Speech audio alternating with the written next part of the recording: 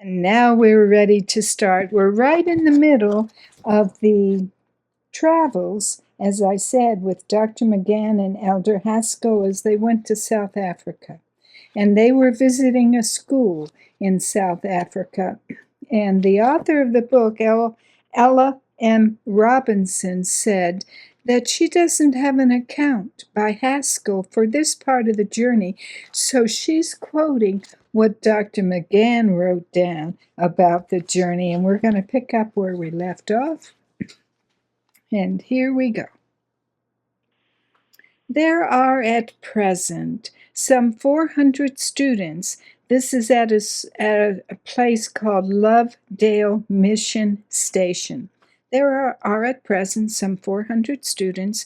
The majority of these are native boys, with a comparatively small percentage of girls, and a few English. In age, they vary from 6 to 7 to 27 or 30.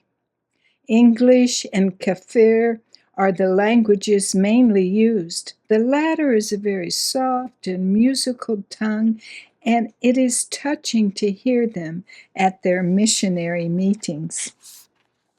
It is wonderful and praiseworthy the eagerness with which some of them manifest to acquire an education.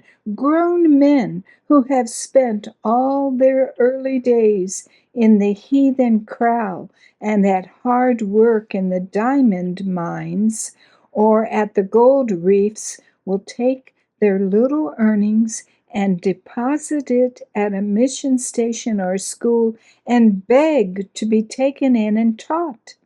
They care not for the ridicule of those of their race more fortunate than themselves, and will cheerfully enter classes with little children from 7 to 8 years and commence to learn the alphabet. Aren't we privileged, you and me, with all the knowledge we have? Here are these grown men learning the alphabet with children 7 to 8 years old.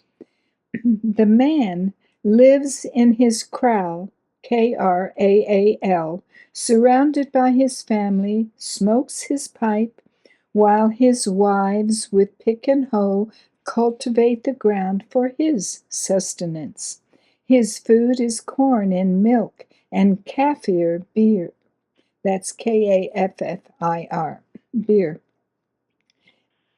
He requires his cattle by the dowry he receives from the suitors of his daughters. A girl is worth 6 to 8 cows, and one of attractive qualities sometimes doubles that amount. These people have no knowledge of the true God, and in fact, the missionaries found it necessary, in order to introduce the gospel, to create a word in their language to signify God. Stage traveling in fair weather is sometimes by no means enviable.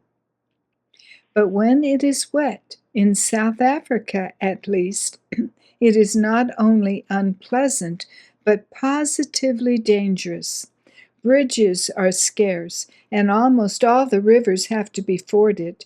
These are short, and the altitude of their source considerable, so that in dry seasons there is hardly any water flowing, and in rainy weather there is a flood.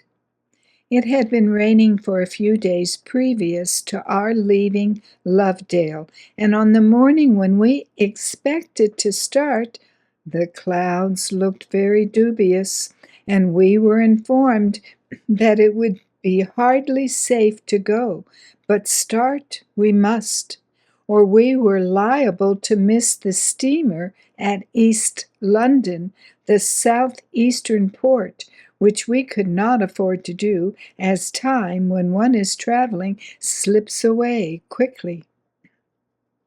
So, despite the unpleasantness of trekking, as the Dutch style it, in a drizzling rain, we determined to start. The Chumie River was crossed, the water reaching to the steps of the carriage, the force being so great that for a while the conveyance was carried by the current, but to no great extent. The horses, realizing the danger, pulled with a will and soon reached the opposite bank in safety. The Keiskamma was also forded, and only just in time, for all the next night it rained torrents, and it was 3 days before the crossing could be made again. A few miles from King William's Town, the road winds along near the base of the Parry Range. At evening, the Buffalo River was crossed on a fine iron bridge, and King William's Town entered. Our stay there was short. A short trip by rail brings the traveler to East London, where the steamers call for the passengers for Durban, Natal, the seaport town of the growing little colony on the eastern coast. On December 23, the good ship German arrived and cast anchor outside the bar of Buffalo River. As there was not enough water for her to cross, the tug went off to the ship to take in her passengers and the mails, but leaving those who wished to embark for a second trip. The sea was running very high, and it was with considerable difficulty that the little Midge crossed the breakers and gained the vessel's side. But to come in again was another thing, as the waves were increasing in size every moment. And even had her commander wished to enter, he was prohibited from doing so at sight of the black ball on the yardam of the harbor flag staff, which signifies that the port captain forbids any ship to leave or enter. For several hours she tossed to and fro outside, looking like some pilgrim seeking admittance to a city of refuge, and denied it. Toward noon, the storm abated somewhat, and the passage was safely made. Then came the turn of those wishing to embark. We steamed down the river, which was as calm as a sheet of glass. The sky was clear and blue above, but ahead was the ominous bar. The huge green waves were leaping over the breakwater, seemingly threatening at every moment to wash it away. The captain said it was the worst sea they had had since '74. All the passengers were ordered below, and the hatches battened down overhead. This is an unpleasant sensation at any time, but especially so when added to the stuffiness of a launch cabin. There is a vague feeling that she may go down. It was easy to tell when the first sea struck her. With a bang it came over the decks, washing them fore and aft, at the same moment lifting her high on its crest, and then with a whirl she went down into the trough and on the leeward side. Sea after sea came over the deck, and it seemed sometimes as if nothing could save her but from being washed up against the breakwater.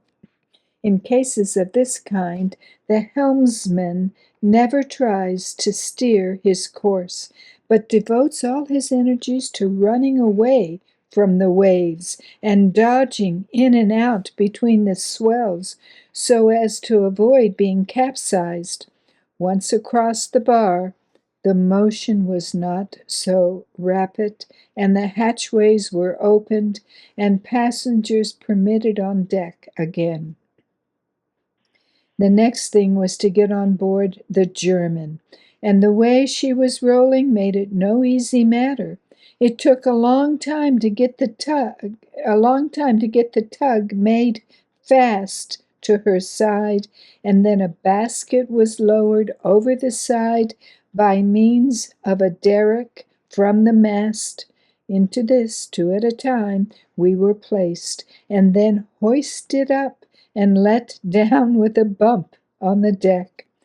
At set of sun, the good ship was under way, and running close to the coast, with her bows toward the east, under full steam, she sped along.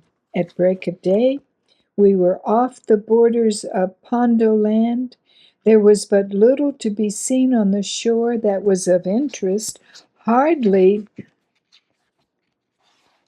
a house or sign of life of any kind, although the hills looked green as if there was good pasturage for cattle. By the middle of the afternoon, the Durban bluff was in sight, with the white lighthouse on its summit, and after rounding it, anchor was dropped in the bay. It was Christmas Eve in Durban. The thermometer registered nearly 100 degrees in the shade. The weary travelers were exhausted by heat and high humidity. After a short stay in the city, they began making excursions into bordering territories. Percy wrote, "The Zulus are by far the finest race of all the South African tribes. In physique, they are much in advance of the average American or European, and their strength is sometimes marvelous. They will take a box weighing nearly 200 pounds, place it on their heads, and trot off with it as if the weight were nothing, and they will carry this for a mile or more without stopping to rest. A Zulu in full dress wears a moocher, or loin cloth, which is generally made of skins, the ankles and arms covered with bangles, and the neck profusely decorated with beads. The hair is twisted into small pigtails, which are often threaded over with beads or little pieces of quill, giving a remarkable appearance to the wearer. A hole is punched in the lobe of one ear, and in this is stuffed a snuff box, about as thick as a man's index finger and 3 inches in length. As the men traveled along in a slow-moving ox wagon with their African guide and driver, they passed numerous bananas, sugar cane, and tea plantations owned by settlers of various nationalities. The green grass, the luxurious, brilliantly colored wildflowers, and the thriving eucalyptus, cypress, and acacia groves proved that this was a well-watered country. However, sharp, strong thorns covered the underbrush and many shrubs. One close contact with the, I can't say it, wagon beachy, or wait a bit, bush, led Elder Haskell to remark that all Africa seemed to be on the defensive. While Haskell and McGann were exploring South Africa, gathering ideas for successful methods of gospel labor among the heathen, the Review and Herald and youth's instructor readers were following them in their wanderings.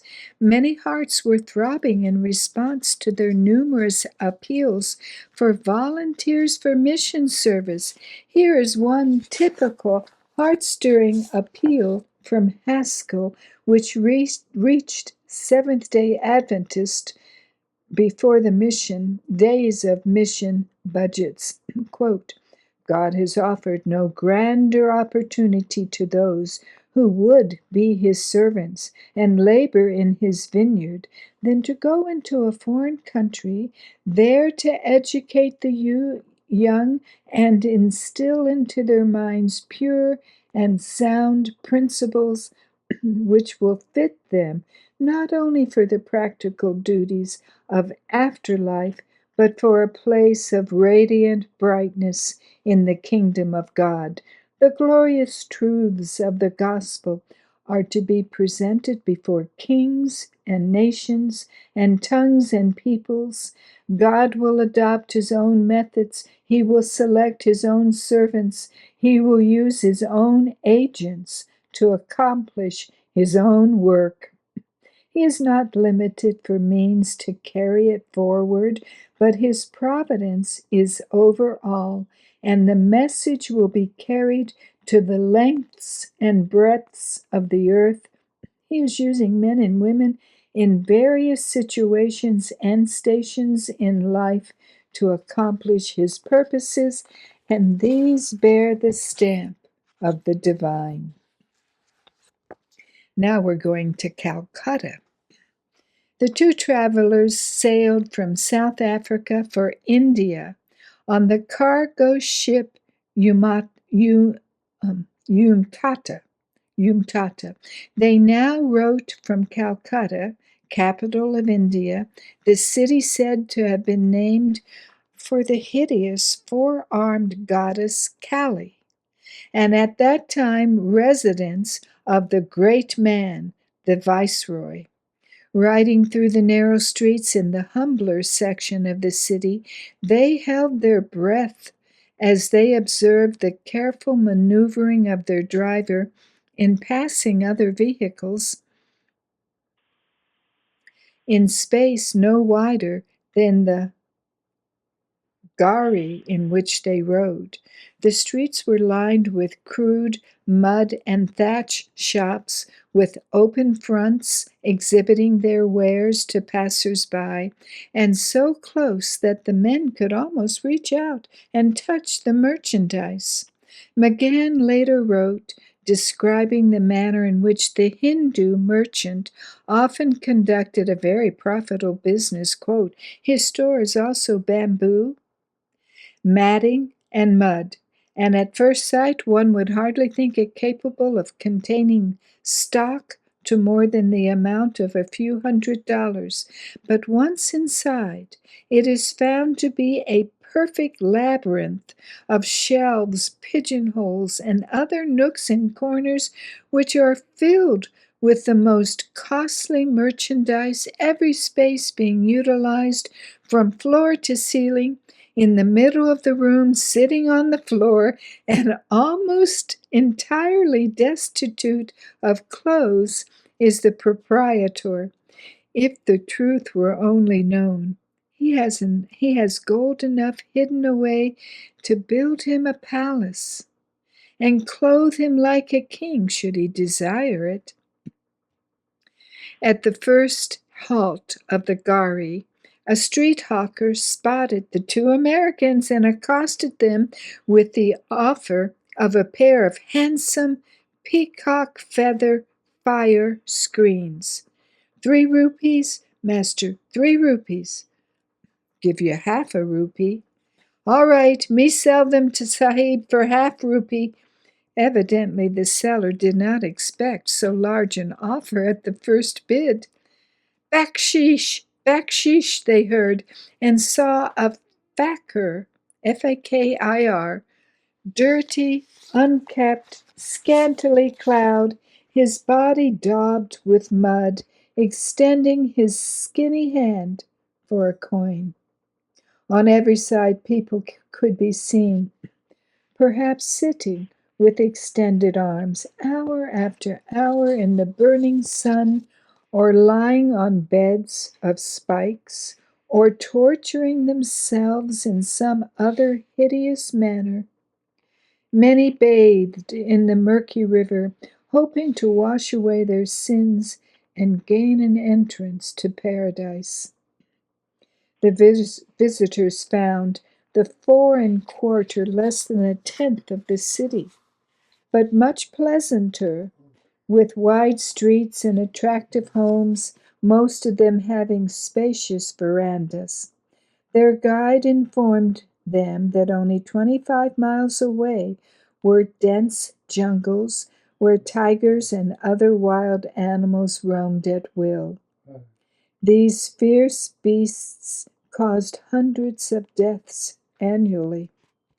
As in Africa, the men visited Christian missions and conversed with missionaries who had devoted their lives to the task of carrying the gospel to the people. After a few weeks in Calcutta, they boarded a British mail train en route to Benares, India's most sacred city. How long? Oh, how long must India await the good news, was the thought that traveled with them. McGann described Elder Haskell's mind was fully occupied with the one great question: what can be done by Seventh-day Adventists to hasten the proclamation of the gospel in this land? Percy McGann, assigned to describe their travel experiences, wrote, "Coroneted palms, toddy trees, and wide-spreading banyans were dotted here and there. We passed through some fairly large cities. At a place with a name that sounded something like Mogul Serai, we changed trains. At one town we were entertained by a snake charmer who fondled the serpents as a mother would her infant. He wound them around his neck, played with them, and after the performance was over, informed us that he had broken all their teeth. Their teeth are broken by enticing them into a sack, and then they will try to bite their way out. But here lies the trap. Their fangs are caught in the strands of the material and easily broken." At Benares, they were told, more than 500,000 idols were worshipped, and there were 1,000 temples. The idols were a heterogeneous mass representing everything in nature, and out of it, from a jellyfish to a gorilla, some with noses like an elephant's trunk, and faces a combination of man and monkey. They'd visited the monkey temple, where thousands of monkeys, venerated as gods, enjoyed a luxurious life, and a temple where many of the sacred cows were kept, pampered, and petted. From Benares, the men traveled on to Lucknow and Kanpur, where during the Sepoy Mutiny, many Christians became martyrs. At Lucknow, they saw evidences of the long and painful siege which had occurred less than 40 years before. "In many places," wrote McGann, "there is hardly a square inch not dotted over with the marks of bullets from the murderous rifles, and huge gaps still remain where cannonballs tore away the masonry, causing pain and death to those within. We walked in the dungeons where women and children were placed for safety, and where they remained throughout the siege, without a change of clothes and with scant provisions. We could but think of the early Christians in the catacombs, and we wondered how many fervent prayers had ascended to our Father's throne during that fearful time. At Agra, the scene changed, and the brightest pictures ever seen in the most vivid daydreams of an imaginative and beauty-loving mind were more than realized. The city was built by Akbar, a famous Muslim conqueror. Space will not permit full reproductions here of McGann's graphic description of its wonders. At Agra, they saw the pavilion overhanging the river, where where rest the precious caskets of marble, glittering all over with precious stones. The Shish Mahal, or Palace of Glass, was an oriental bath. Its chambers and passages were adorned with thousands of small mirrors, disposed in the most intricate designs. The water fell over brilliant lamps in a broad sheet into a marble pool, and the fountains are so constructed as to be lighted from within. At Agra, they also saw the famed Taj Mahal, the white marble tomb built in the 17th century by one of the rulers of India to honor the memory of his favorite wife. McGann described the graceful structure, a central domed building on a raised platform with a tall minaret at each corner, all of pure white marble, decorated with lacy carving and inlaid with colored marble and other stones and inscriptions from the Koran. He called it a masterpiece of architecture equaled by no other building on earth. But since the aim of our world travelers was scouting for missions rather than portraying material grandeur amassed by ruthless conquerors, they hastened on to Delhi. There McGann described the famous Peacock Throne, so called because its back was formed by jewel representations of peacock tails. The throne, he wrote, was 6 feet long and 4 feet broad, composed of solid gold inlaid with precious gems. It was surmounted by a gold canopy supported on 12 pillars of the same material. Around the canopy hung a fringe of pearls, and on each side of the throne stood 2 chatas, or umbrellas, the symbol of royalty. They were made of crimson velvet, richly embroidered with gold thread and pearls, and had handles 8 feet long of solid gold studded with diamonds. From the palace, the 2 men drove to the Jami Masjid, one of the largest and most beautiful mosques in the East.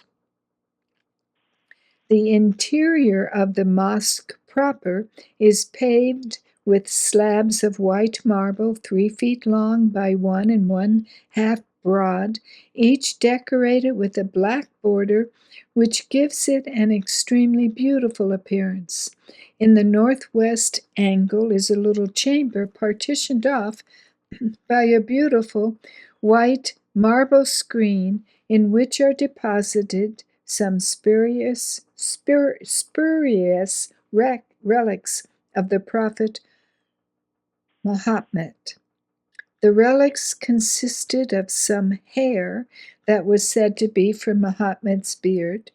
Then there were the crumbled remains of his shoes, part of the Koran hand traced, said to be the work of Muhammad's grandson, and a footmark in solid stone supposed to have been made by Muhammad, made because Muhammad stood there to pray so often.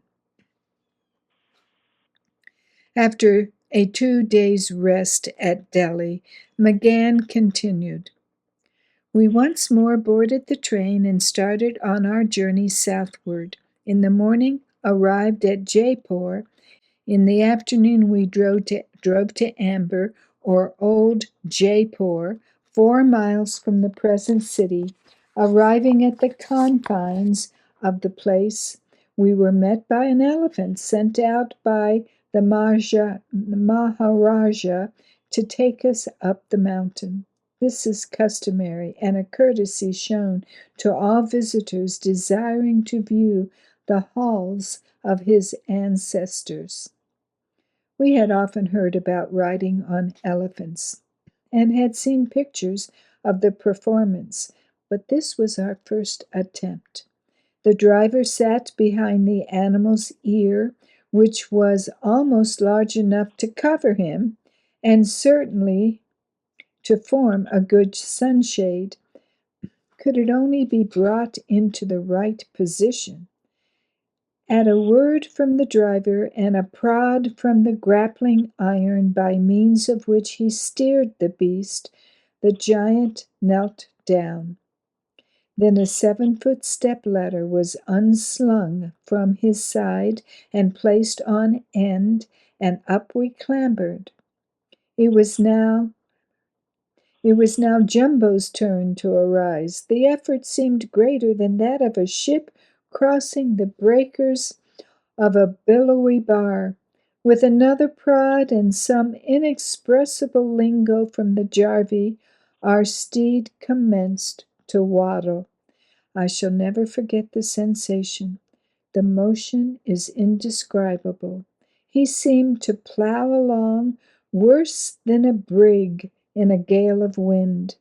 It nearly made me seasick, and every little while he would sneeze or something of the kind, wetting his deck-like back fore and aft and completely submerging us. But to his praise be it said, he did steer well, and would tack his huge clumsy feet round the sharpest corners among the rocks as we ascended the mountainside, without once grazing our toes. After surveying the ruins, we once more mounted and started downgrade, and the motion was, if anything, worse than when we ascended. If you want any bones dislocated and set again, try a ride on an elephant.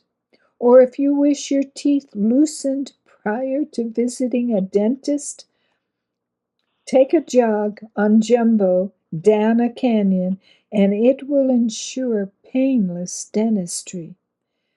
Safely landed once more at the foot of the gulch, we vowed we would never go elephant riding again. We slept again that night on wheels, the iron horse whirling us down to India's great seaport. A reverend gentleman disturbed our peaceful slumbers during the night with a "Hurry up and get out. I want that carriage for my daughter." But we had been elephant riding and were weary, and didn't propose to get up, dress, and shift about 13 pieces of luggage, so we bade him depart to find a resting place for his daughter elsewhere. We sincerely hope that the night which followed, it says hope, but it should have been hoped. We sincerely hoped that the night which followed will be our last on an Indian railroad in the hot season. The heat was something fearful. Haskell took the upper berth and tried to sleep, but how well he succeeded he alone can tell. A British Army officer and myself disrobed and sat in our sleeping suits, gasping for air. At last the brakes grated on the rails in the Bombay depot. We hurried to the post office to see if there was not feed for folk who have undergone letter starvation for nearly 3 months. Nor were we disappointed. We were glad we had a carriage, for we could not have carried it all home in our arms. In Bombay, a fair was in progress. The entire city was illuminated in honor of Prince Albert of England, grandson of Queen Victoria, whose visit was expected soon.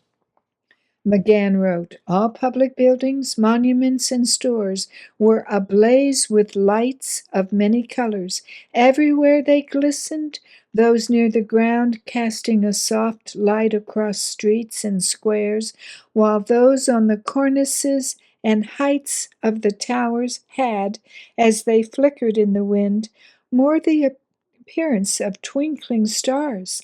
In the harbor, I suppose there were as many as 1,000 ships, and from the masts and rigging of nearly all of them gleamed these fairy scintillant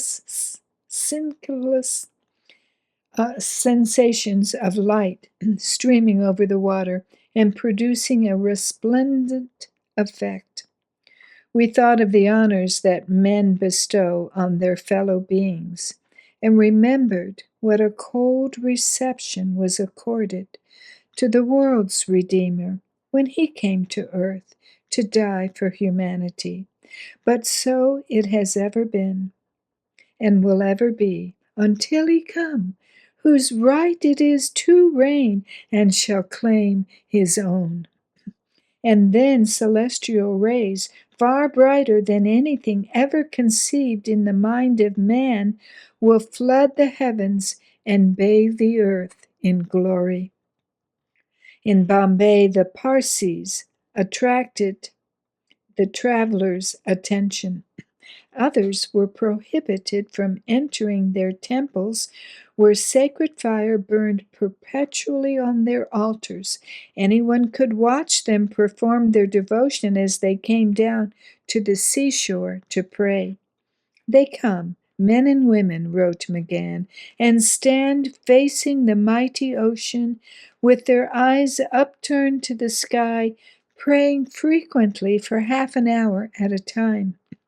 But before commencing their adorations and supplications, a very curious ceremony is performed. Around the waist of every Parsi is a cord called the kushti. This is made of pure white lamb's wool and is composed of 72 distinct strands, denoting 72 doctrines of religion, while the material and color signify the character of the people professing such a religion. Their morality and uprightness in deal exceed that of the English-speaking races. Nearly all of them are wealthy. The national love existing between them is very strong, and they never allow one of their own to come to want. They support a large number of their own name to come. Let's see, they support a large number of hospitals, homes for the friendless, and other kindred institutions. As a rule, they are well educated, not only speaking their own language, but also English and Hindu. The gospel of Christ has made little headway among the Parsis, who now number about 100,000 in India. They say that they do not see that the lives of those professing Christianity are as moral or as upright as those of their own people, and therefore they see no need of forsaking the doctrines of Zoroaster and accepting those of the Christians' Bible. The young missionary must have sighed regretfully as he typed those words, and typed, "The basis of their reasoning is only too true." Too soon it was time to leave India. From there the travelers sailed for the Far East. Tropical nights on shipboard were beautiful. Passengers forsook their staterooms, mattresses, and blankets were spread on the hurricane deck. "What a treat this is!" they exclaimed. "After city hotels and stuffy indoor rooms, to be sleeping under the starlit canopy of heaven." At Hong Kong, all passengers were glad to see land, for the last day of the voyage had been a stormy one. After a short stay in the city, Haskell and McGann sailed for the Kingdom of the Rising Sun. Percy devoted 7 articles to Japan and its people. He seemed entranced with its beauties, which he declared no other country could rival. He wrote, "Chains of mountains rise majestically all over the landscape, and they are clothed with an almost eternal verdure. Lower down their slopes waves the golden grain on terraced ground, such as we believed could only exist in a fairy tale. The little bamboo houses with their pretty thatched roofs nestle cozily in the ravines and are only exceeded in uniqueness by their inmates. The climate is delightful and bracing, and the winter months are just cold enough to impart that vigor to the human frame which seems to be essential in order to make a nation enterprising and successful. It is in this country of majestic splendor that the Japanese have lived for centuries upon centuries."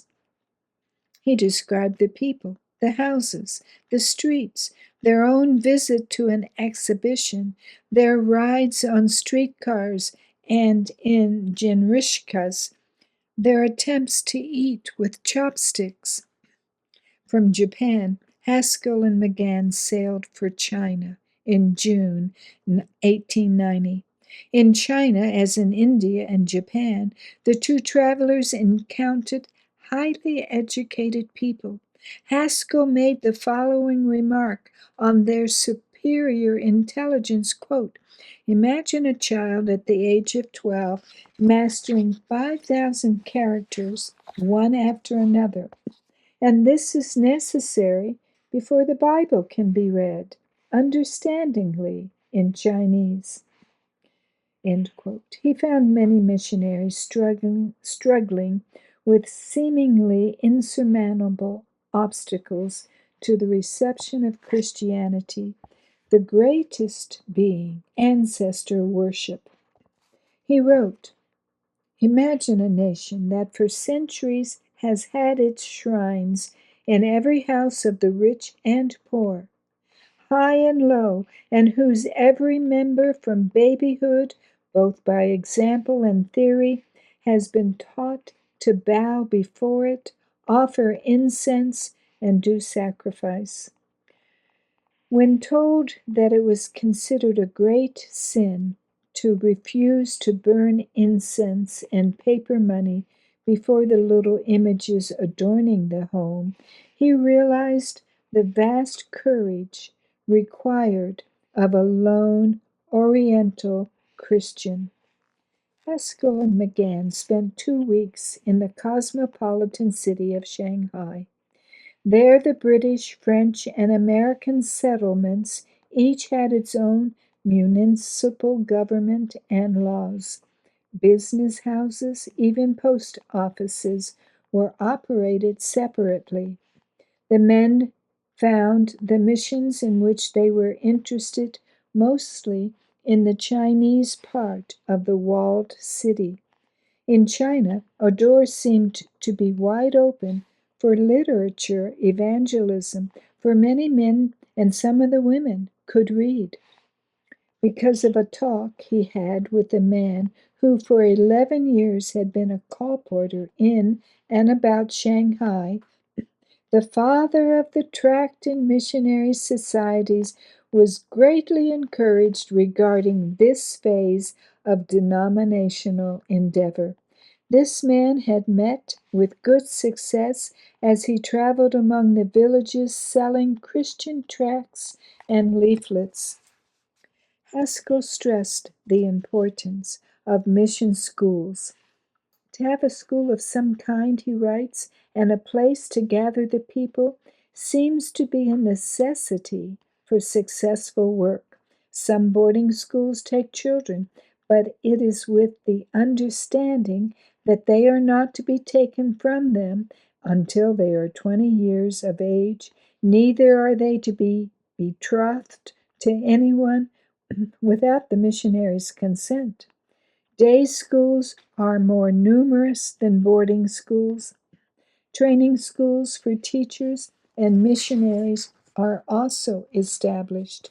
Ever an admirer of the British and American Bible societies, he was glad to learn that during the past year, 1889, more than 66 million Bible portions had been distributed in China. At Hong Kong, he again met Abram LaRue, the former seaman who had been engaged in ship mission work in Honolulu, where on his way to Australia, Haskell had met him for the first time.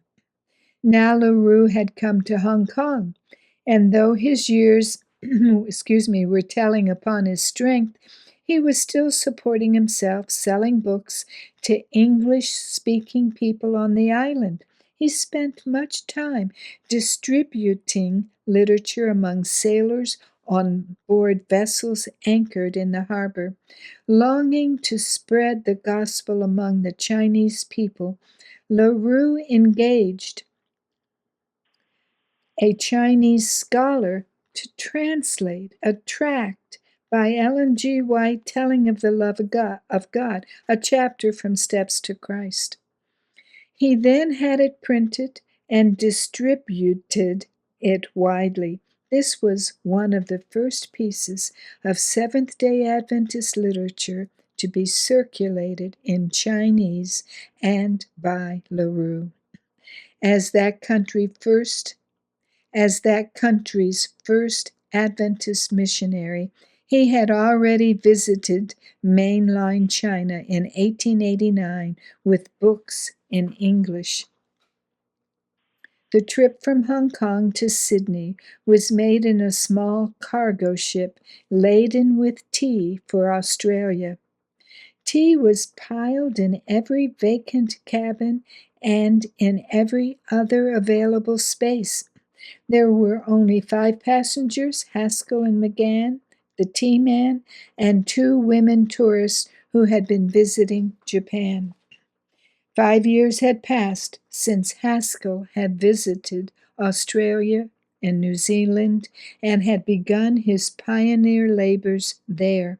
What joy was his, on returning, to meet many former associates and to witness the blessing of God upon their early seed sowing. Churches and companies of believers had multiplied. In Australia, the 2 world travelers parted. McGann returned to America, where later he would become a strong promoter of industrial and medical education. Elder Haskell remained in Australia and New Zealand to help for a time in holding institutes and conferences. And that's the end of that chapter. But we have 10 minutes, or almost. Now it's close to 9. Let's read a few more chapters, paragraphs, shall we? The Sabbath of February 28, 1891, was a memorable day in Battle Creek. The dime tabernacle, capacity of nearly 4,000, was rapidly filling.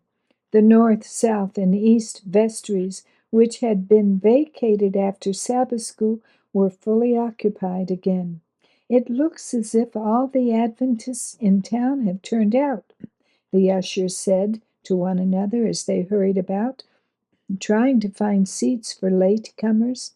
In addition to the usual attendance from the city, the college, the sanitarium, and the review office, there were present on this occasion delegates from distant parts of the world to attend the 29th session of the General Conference, which would open March 5.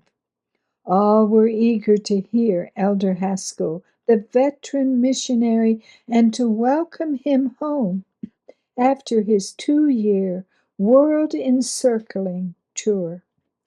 A stillness fell over the great congregation. Stephen Haskell rose. in his usual dignified manner and began to speak in low, measured, impressive tones. The theme of his discourse was, quote, "The abundant grace given by the Father to Jesus Christ and through him to the world." End quote. This supply of grace, he said, is sufficient to meet every emergency and thwart every attempt of the enemy to embarrass or overthrow the work of God. Every difficulty only opens the door for another installment of the infinite grace of Christ. Prepare to meet it. He dwelt on the history of the Apostolic Church and the mighty work that the early Christians accomplished in an incredibly short time when they linked themselves to the great promises of God. In the afternoon, he spoke again to a crowded church, telling about his visits to distant lands and relating incidents that he saw as showing that the Lord had gone before his people to prepare the way for his gospel in its last special phase of the third angel's message. No less inspiring was his sermon the following Sabbath, also in the tabernacle. He told of islands in the Pacific, apparently ready for the light of God's word, where no missionary had yet visited. The General Conference session continued from March 5 till March 25. Reports of progress were brought from nearly all the states and from 6 overseas fields: Central Europe, Denmark, Sweden, Norway, South Africa, Britain, and from the new missions, including the Polynesian mission, which had been organized during the year. The ship Pitcairn had been built, equipped, manned, and started on her mission to the Pacific Islands. A brief review of the world field was given by the General Conference President, O.A. Olson. During this General Conference, there were meetings of various associations directing the activities of the denomination: publishing, Sabbath school, health and temperance, tract and missionary, and religious liberty, at which comprehensive reports were rendered, either by the chairman or by the secretary. And then the author goes on to explain one of the earliest reports, but that's where we'll pick up about these earliest reports and the rest of Haskell's contribution to this General Conference session. So we're ready to quit our story and have closing prayer. Is there anything that you would like to share? And here we go. Stumps are coming on. There's no. Just a minute, Sister Shaka. I'll get to you in just a minute. Pastor. Yes. Well, a lot of interesting travels, you might say. But I was particularly interested in the parts on India, having been there, a little more than a year ago. And the multitude of gods that they serve and, that look like an elephant or a monkey. And it's really bizarre. But I also just wanted to bring out that Pastor Naik, that's in India that we worked with, is still in prison, and we need to keep him in prayer. But his case has been taken, or is being appealed, and should be heard by the Indian Supreme Court soon. And so we're hoping that we can get some reprieve on that. Thank you. Is it the Indian Supreme Court or the Nepalese Supreme Court? He's in India. He's in India. I thought he was in Nepal earlier, but a few months ago we got, I guess, straightened out on that. Maybe we didn't clarify it. But anyhow, so we just need to keep him in prayer still. But it is a terrible land to try to work the gospel in, because the people are just so confused with these false ideas of God in general. And it's really sad because, as they said in the reading, that there would be just elaborate gold and diamonds in certain situations, with these temples and things, and yet the average people are very poor. It's a shame. Anyhow, that's all. Thank you. Yes, thank you for sharing. And brothers and sisters, we have much to be thankful for here in America, but we also have a great responsibility because of what we know. And how can we share it with India? We'll have to pray about that. It's beyond me, but God is in control. Anything else? Oh, Sister Shaka, please go ahead. Yes, there's nothing you read in the Bible about how to keep the first day holy, or it doesn't have a preparation day for keeping Sunday holy. That's right. Thank you for sharing. You're right about that. We're studying the Sabbath, by the way, in Sabbath school, and so that's good information. Thank you. Anything else? Okay, let's close with prayer. Sister Nella says, interesting stories. Okay, let's pray.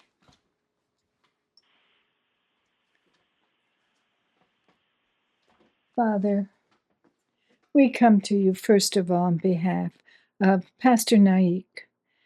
He's still in prison, and I'm sure the prisons in India are not comfortable places to be. The heat is overwhelming in India at times. I'm guessing. I've never been there, but please help him.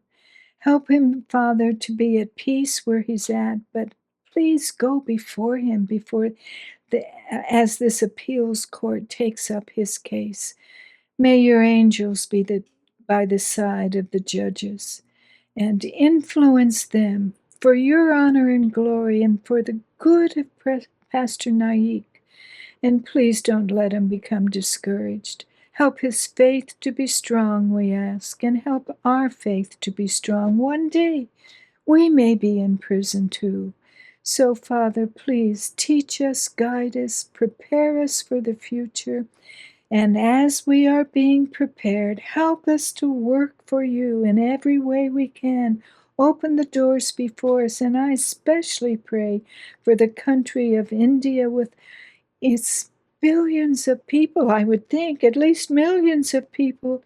And most of them, or a lot of them, poor. I don't know if they can read. I don't know if literature is the answer. But Father, please help your truths to be spread in this populous country.